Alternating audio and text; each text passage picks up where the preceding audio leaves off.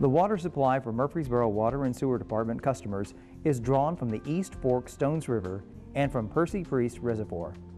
The plant operates 24 hours per day, every day of the year, and consistently produces finished water that meets or exceeds all state and federal criteria for drinking water quality.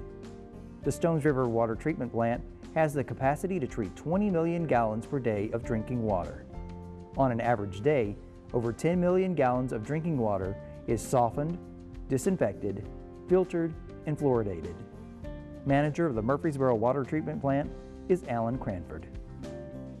Well, as manager, basically you set up the schedules, you determine what personnel needs that you have, you establish your budgetary request. So each year, you're part of providing the budget for the treatment plant. You also have, unfortunately, some of the disciplinary actions, which fortunately doesn't happen too often. We got a great group of operators and laboratory personnel, maintenance personnel, and administrative staff there. You look at the regulations, you make sure you understand how the regulations work and what your requirements are for the treatment process itself, and you ensure that everything is running smooth from an operational standpoint, that you're putting out the highest quality drinking water you possibly can, to making sure the equipment's functioning properly, and if not, what resources are needed to get that working, as well as all the laboratory analysis that have to be done. Well, our job at the treatment plant is to make sure that the water coming in, which is our raw water, is from the East Fork of the Stones River, that we clean that water up and make it potable, in other words, drinkable.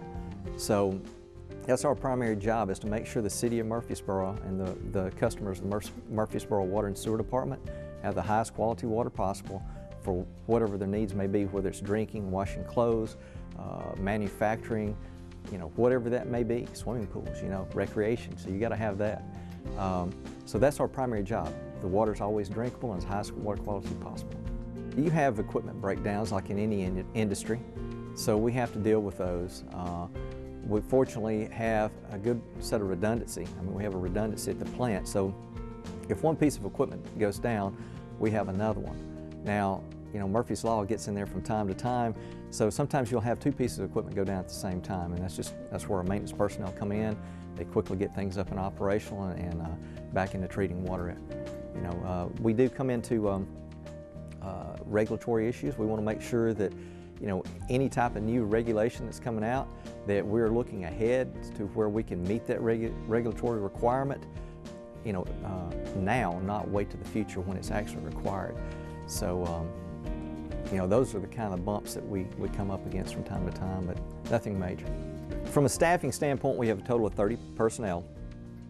We have 14 certified operators, grade 4 certified operators, which is the highest certification that you can hold in the state of Tennessee for drinking water. We have a maintenance staff of 4 personnel that keep the plant equipment up and operational at all times. We have a laboratory staff of 4 personnel, and the laboratory staff goes out and collects samples daily out in the distribution system. That means from people's homes, schools, and so forth, and they run the analysis to ensure that it does meet the water quality standards. We have personnel in cross-connection, and the cross-connection personnel, they go out and test backflow preventers in the system to ensure that we don't have anything coming back into our drinking water supply that we don't want in there. So we don't want anything back. Once it goes past the meter, we don't want it back. And then we have administrative staff that basically keeps the paperwork, does all the financial stuff and filing, deals with the state, and then we have a custodian who helps keep the plant itself clean. The raw water itself, obviously, if you pour something on pavement, or if you have a radiator that leaks, that antifreeze will find its way to a stream somewhere, which means that goes in the receiving stream and goes to a water supply somewhere, and it has to be removed. So we want to do all that we can to make sure that we don't pollute the streams. Challenges that we have, I guess the biggest thing that we see on a daily basis is turbidity, and turbidity is the clarity of the water. So, if it rains and there's a lot of mud that washes into the streams, it gets really dirty, muddy, turbidity goes up. We have as much problem, though, when the water is extremely clear as we do when turbidity is really high. So Some people think, you know, if it's dirtier, it's harder to clean, but actually it's just the opposite. If the raw water itself is really clean, it's harder to clean up. Now that's from a turbidity standpoint, not from other chemicals. You know, the other thing that we're looking at more with regulations now is pharmaceuticals and personal care products. Some people will flush their prescriptions down the toilet. That goes to the wastewater treatment plant, and then it goes back out in the receiving stream. So, you know, we ask people not to do that. There is a proper way to dispose of medications, and that's what they really need to do. I guess the latest upgrades were in 2006. That expansion that was completed in 2006 provided us a lot of administrative space. We didn't have room for offices, storage, and various things like that. So that was put in 2006. Then in 2007, we started another upgrade, and it was completed in 2010, which gave us a capacity upgrade. We went from 15.7 million gallons per day capacity to where we could produce up to 20 million gallons per day. In addition to that, in 2010, we upgraded all the old equipment. So the City of Murfreesboro, we soften water here. So we have a conventional treatment that also has lime and soda ash softening.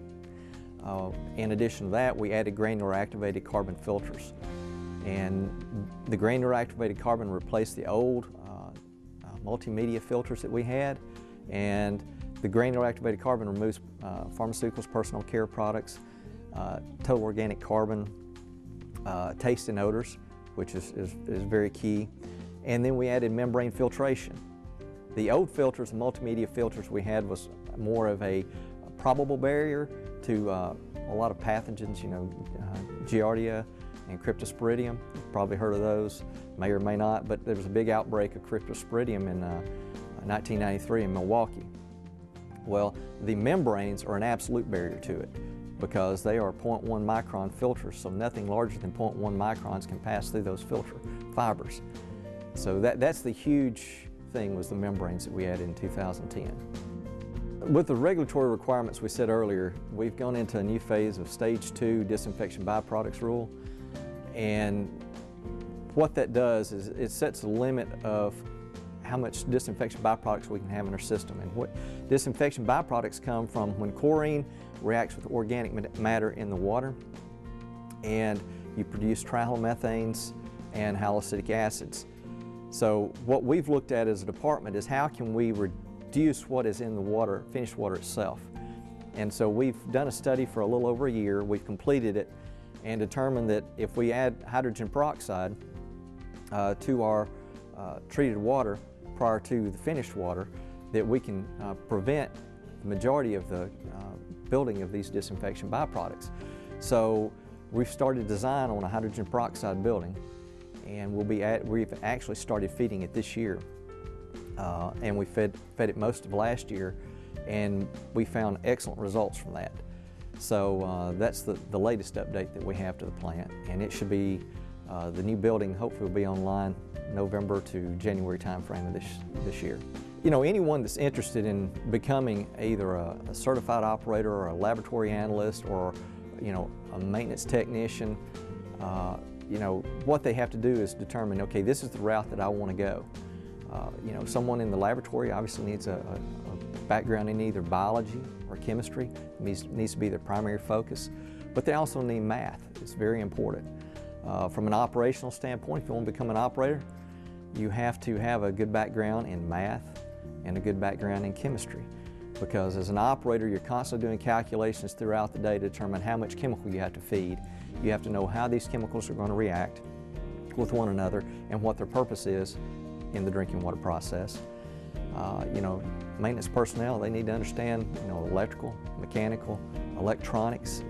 I mean, you know, when I got into business, we didn't even have computers. Now there's computers everywhere you go. You use iPads, various things, so you have constant monitoring wherever you go in the facility.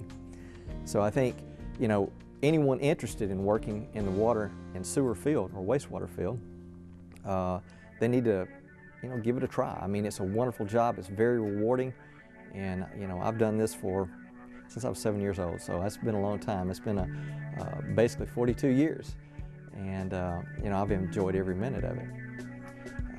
You know, becoming a certified operator is rather difficult. As I said, from a standpoint of having to know your education, a certified operator, to get a grade 4 certification, they have to either have 5 years of experience in a grade 3 or 4 treatment plant, or they have to have a bachelor's degree in a science-related field, and then you have to have 36 months worth of equivalent education, or you can have 2 years in a grade 3 or 4 treatment plant and your 36 months worth of education. So I think, it's a very rewarding field, but it's very difficult to pass the certification exam. A lot of people do not pass it, and they, will take it 3 or 4 times and not pass it. And some people I've known take it 8 times and still haven't passed it. So, it is important, but to let everybody know, we have some very highly qualified personnel working at the treatment plant, and they're always willing to give everything they've got to provide a great product. We have an annual water quality report that goes out each year, and it is typically between May and June 30th that our customers will receive a water quality report. And that basically tells how we did for the past year, from January 1st to December 31st. And so each customer should get a copy of that. If they don't, and they would like one, they're welcome to call us at the department, either at the water treatment plant or at the administrative office, or they can pick one up when they're in the administrative office. But it's also on the website, and if you go to the department's page of the website, you'll see the annual water quality report, and you can click on that, get all the information you want about how we did. If you have any questions, call us and we'll be glad to answer them. The water treatment facility, the Stones River Water Treatment Plant, is very secure. We have staff 24 hours a day, 365 days a year. We have security fencing up around the facility, and that security fencing is very well done. I won't go into details on that, but we have security cameras. We have the ability to notify the police department at any point in time, and they will respond to the treatment plant. We also have 5 storage tanks that are also monitored 24 hours a day at the plant, and they are also secure with fencing and cameras.